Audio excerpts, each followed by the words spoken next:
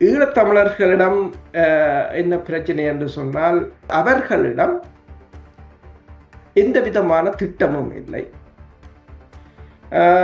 அவர்களை வழிநடத்தக்கூடிய அரசியல் கட்சிகள் இருக்கின்றது தானே, தமிழ் தேசியம் பேசக்கூடிய கட்சிகள் என்று. எல்லாம் சட்டம், நாங்கள் பல தடவை சொல்லி, சட்டம் படித்தவர்கள் எல்லாம் அரசியல்வாதியாக முடியாது ஒன்று.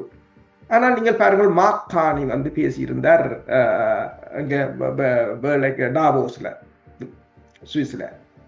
அவர் வந்து பிரித்தானியாவின் மத்திய வங்கியின் ஆளுநர், பேங்க் ஆஃப் இங்கிலாந்து ஆளுநராக இருந்தார், கனடாவின் ஆளுநராக இருந்தார். அவர் பொருளியல் துறையில் தான் இன்றைக்கு உலகத்திலேயே தலை சிறந்த தலைவர்களில் அவர் ஒருவர்.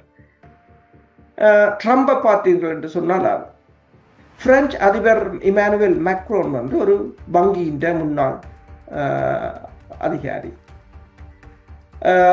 ஜெர்மன் சான்சலரை பார்த்தீர்கள் என்று சொன்னால், அவர் ஒரு இன்வெஸ்ட்மெண்ட் பேங்கின் இந்த இப்பத்தே அரசு, இப்பத்தே தற்போதைய உலக ஒழுங்கு ஒரு பொருளாதாரம் நோக்கி ஓடிக்கொண்டிருக்கு.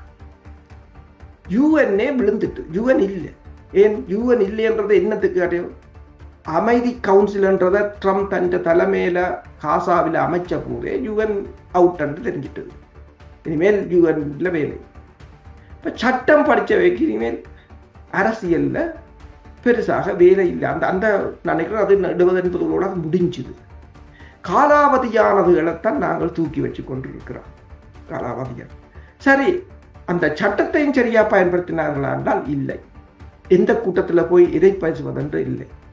இன்றைக்கு நீங்கள் சொன்னீர்கள், கரணி போய் கேட்கிறா உற்பத்தி தொடர்பாக, முதலீடுகள் தொடர்பாக கேட்கிறார்கள். தமிழ் அரசியல் கட்சிகள் எதை கேட்கிறார்கள்? எந்த கூட்டத்தில் போனாலும் 13வது திருத்தம், மாகாண சபை, சுயாட்சி, அது இருக்கட்டும், அது இருக்கும், அது பிரச்சனை இல்லை, அது இருக்கும். தற்போதைய பிரச்சனைகளை கதைச்சிங்களா? நாட்டை உலகத்துக்கு முன்னேற்றலாம் என்று பேசினீர்களா? தொழில்நுட்பம் இருக்காண்டு பேசினீர்களா?